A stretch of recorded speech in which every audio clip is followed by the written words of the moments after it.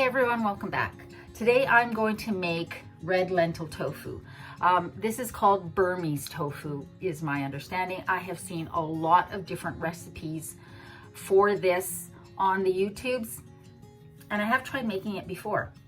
I made it once at the end of 2023, and while I liked the taste, the texture was a little too soft for me, and so I haven't made it since, but I'm going to try it again, and this time I'm going to reduce the water, and I forgot to do that when I was getting the lentils ready, so I've gone back in and removed 1 cup of water because I think that will make a difference. I've done some research, and in some comments on other videos, that's what people have done. So we're going to try it, and we are going to see how it works because I think that will make a difference. So let me show you what we're going to use. So what we've got here is red lentils. You'll find these in your bulk store section of your store, in bags in the lentil and bean section. Really easy to find, very common. You can find them at the dollar store as well. And the nice thing about these red lentils is they cook really fast. I've never tried it with anything else. I've seen recipes where people have tried making, soy-free, quote-unquote, tofu with chickpeas and other types of lentils, but the majority use red lentils. So that's basically it. This and water. The original recipe and recipes that I see online call for 1 cup of the red lentils with 3 cups of really hot or boiling water. I've reduced it to 2 cups. And then for seasonings, I'm going to add some sweet paprika, garlic, and onion powder, and a little bit of salt to the tofu just to season it a bit. You always season tofu when you cook it, but just to give it a little bit of flavor. And then you want a glass container. Ooh, can I take the lid off with one hand? A shallow glass container that you can put the tofu in to let it set. The longer you let it set, I think the better. So I'm going to do this. It's early morning on the weekend, and then tonight we'll be ready to cook some. So the first thing you're going to do is rinse your red lentils really well. Put them into a colander, not the bowl, but into a colander, and then rinse them under water until the water is not cloudy. You don't have to be fanatical about it, but you do want to give them a really good rinse so that you're taking off all of the dust and such that's on the red lentils. And then once those are well rinsed, put them in a big bowl, big enough for the water, and then add your water. Now, if you want a softer tofu, you'll add the 3 cups of really hot water, or boiling water if you want. Because I want a firmer tofu, I'm going to reduce that water to 2 cups of really hot water. Cover it and let it soak. All the recipes that I've seen online let it soak for about 20 minutes. That's been soaking for about 35 minutes. I don't think it matters. But you want to let them soak to soften the lentils. Red lentils cook really fast. They soften really fast. So now the next step. The next step is to blend this. The important thing to remember is that you do not drain your lentils. You put the water that they were soaked in and the lentils into the cup of your blender. Pull this down here so I make less of a mess. You know I'm going to make a mess, right? Oh, maybe not. Maybe not. And since we're making the Burmese tofu from scratch, we can season it before we cook it. Whoops. Okay.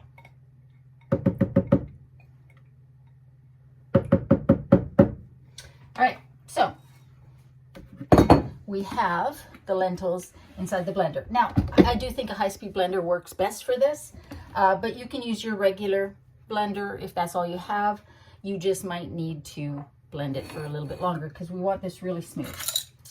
So I'm going to add, this is just my idea, add whatever seasonings you want, but I do think the holy trinity of garlic powder, onion powder, and paprika, which is my holy trinity, works well. So I'm going to add a teaspoon of the garlic powder,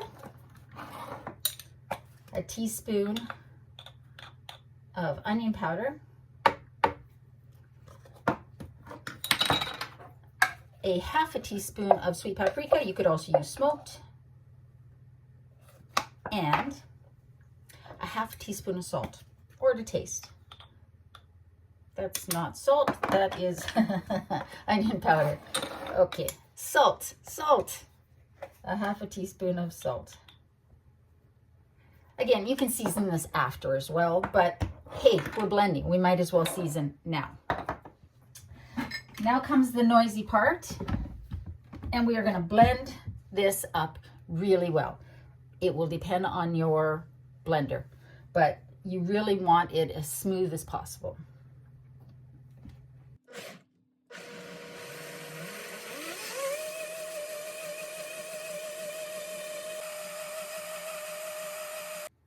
All right, it is done. I let it blend for probably about 2 minutes-ish, and it seems very smooth. So our next step is to cook it. So let's go to the oven. Now I'm going to use a fairly big pan here, but you can use whatever you want. I'm going to have my spatula ready and my whisk,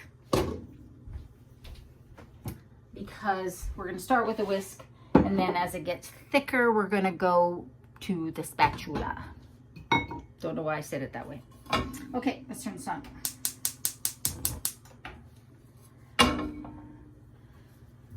And I'm going to pour this in.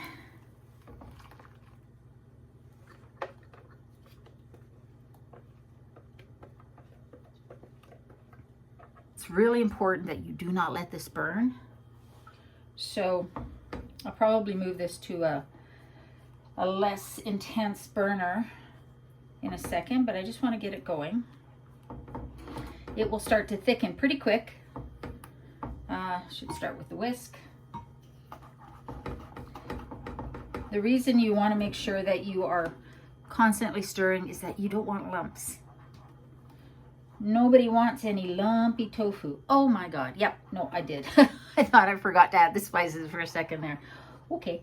Now I'm not going to taste this now because it's not going to taste very good because it's not cooked yet.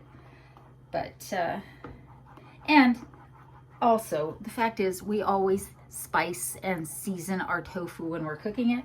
So tofu on its own doesn't taste like anything. And so the key is to season, obviously, your food, including your tofu. Put your burner on a low. Oh my God. See?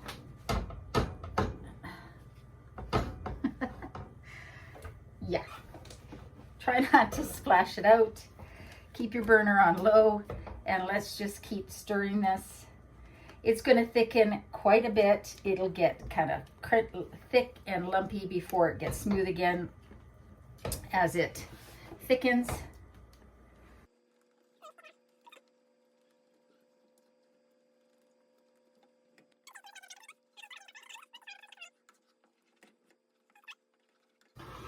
Be patient, because we want this as thick as possible before we put it into our dish.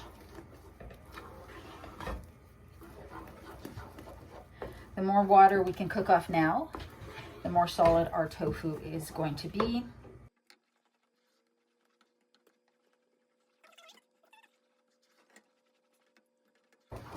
I think using a nonstick pan is probably a good idea for this recipe. This is a ceramic pan. Okay, let's turn this off. I tried the other arm too. It's a good arm workout. Let me just put it that way. Okay, so now that is very thick. And so we're going to get it into our dish pretty quickly. It's going to be sticky and it's going to be hard to get it smooth on the top. You don't need to grease your dish. It will come out of a glass dish just fine once it cools. You can see how solid that already is. So let's get as much of it as we can.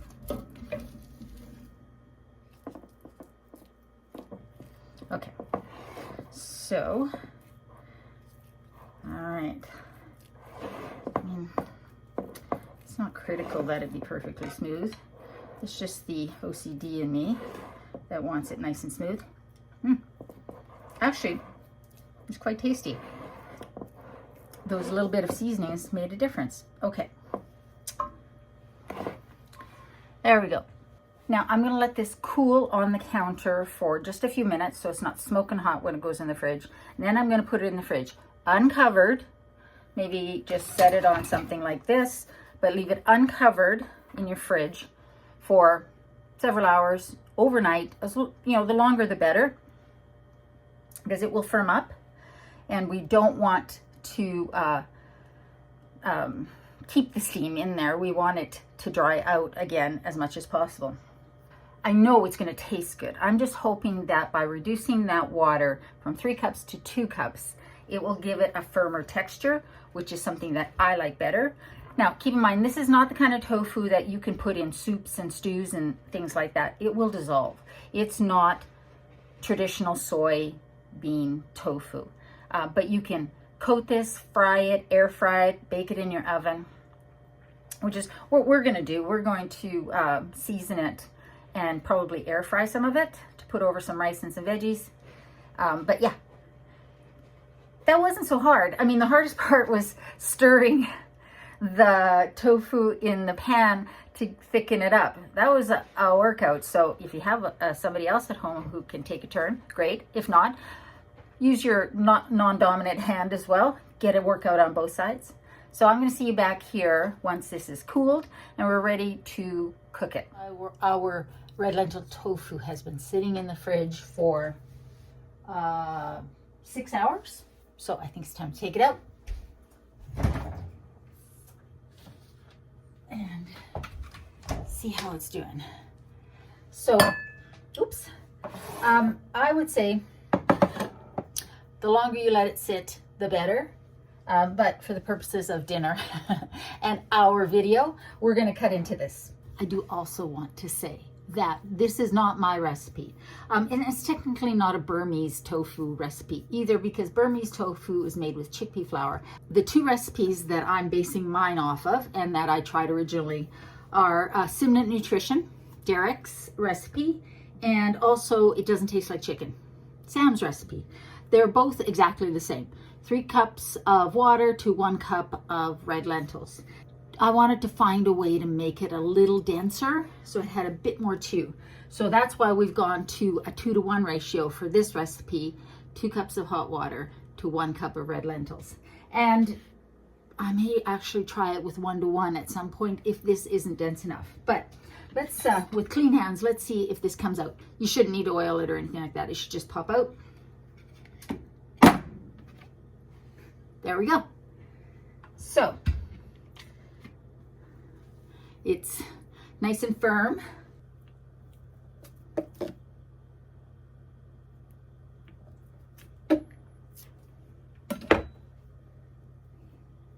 So it's pretty sturdy.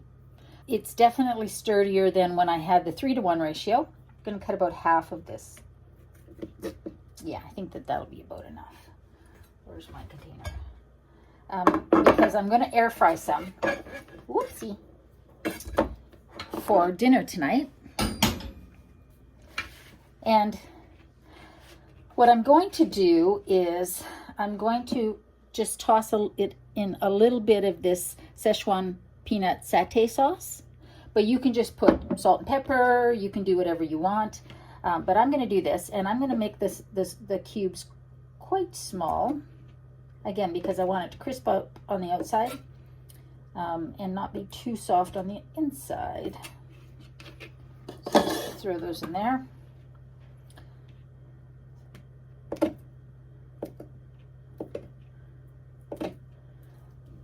Now Derek did his with a little marinade, and then he did some with just salt and pepper. So maybe I'll do the same. Maybe I'll just do these with just salt and pepper.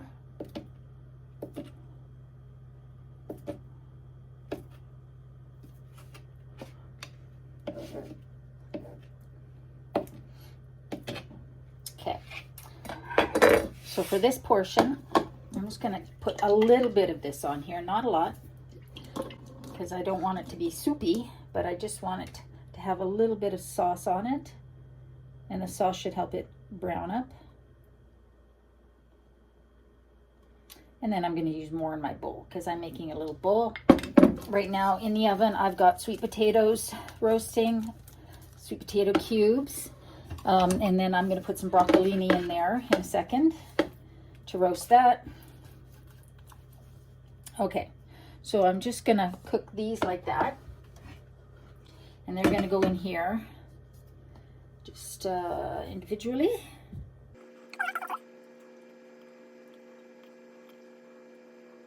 You will find dozens of recipes for red lentil tofu on the interwebs. Like I said, I'm not pretending that I invented this, but some versions of this have been around for ages. Let's taste this actually. Let's see what this tastes like.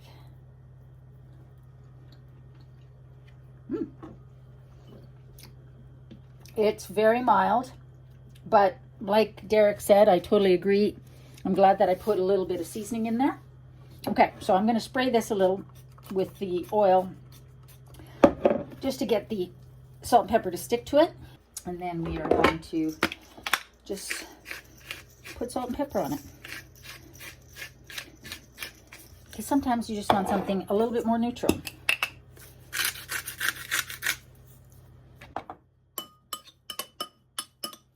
I'm going to put those in here. Should be easy to tell what's what. I'm going to air fry this on at 375 for 5 minutes. Yeah, 375-ish for 5 minutes. And if it needs more, I'll leave it in for longer. Be delicious. So let's get that going.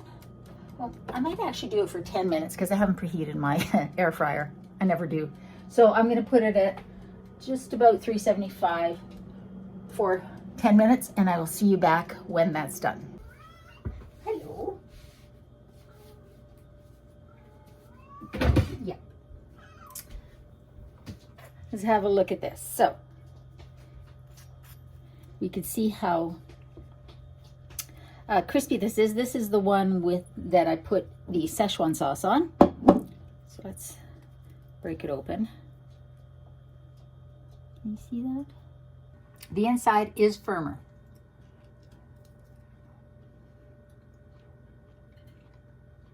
Definitely. It's still not as firm as, say, a firm tofu would be.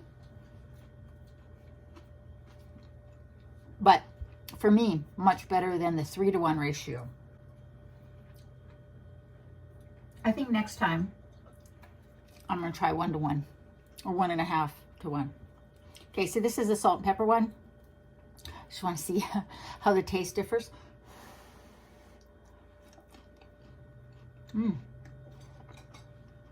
So good.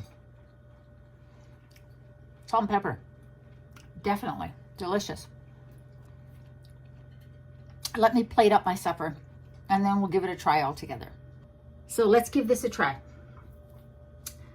Let's get a little rice, a little sweet potato, and a little bit of the red lentil tofu.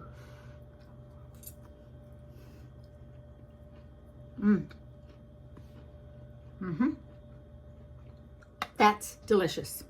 Now, is the texture exactly like soy tofu? No.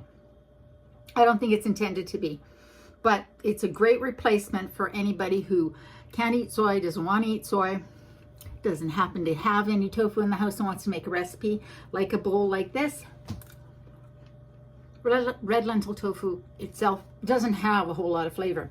I mean, we did add a little salt and we added the onion powder and garlic powder and that paprika, which made a difference. And I think seasoning the tofu is a good idea because you can. Why not, right? You're making it yourself. Also, I might try adding a little miso to the mixture the next time I make it. I am definitely going to try to reduce the water by another 1/2 cup to see if I can make it just a little denser, but you know what? This is delicious. I do like the salt and pepper. Just a little oil to get the salt and pepper to stick. Freshly cracked pepper and salt. Delicious. Now I roasted the broccolini. I love saying that word.